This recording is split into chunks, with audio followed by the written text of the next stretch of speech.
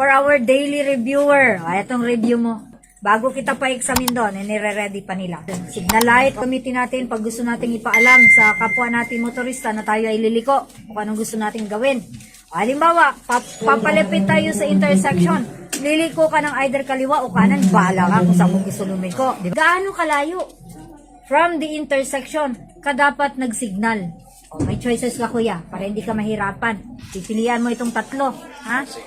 Letter A, 15 meters. Letter B, 60 meters. O letter C, 30 meters. Ano ang tamang sagot kuya? 15 meters. 15 meters. What? Ako, mali yun. Times 2 yan, kuya. 30 meters ang tamang sagot. So, letter C ang tamang sagot natin, ha? Oh, no problem. 30 meters before the intersection, dapat nakasenyas na tayo kung saan tayo liliko. Ay, hindi yung kung kailan liliko, saka si signal. May paalala lang rin ako. Pagkatapos sumignal, patayin nyo rin. Kasi meron kaming sinusundan minsan. Sige siya, signal kuya. Tayo gusto natin overtake, alanganin tayo. Kasi sumisignal siya, di ba? Patayin.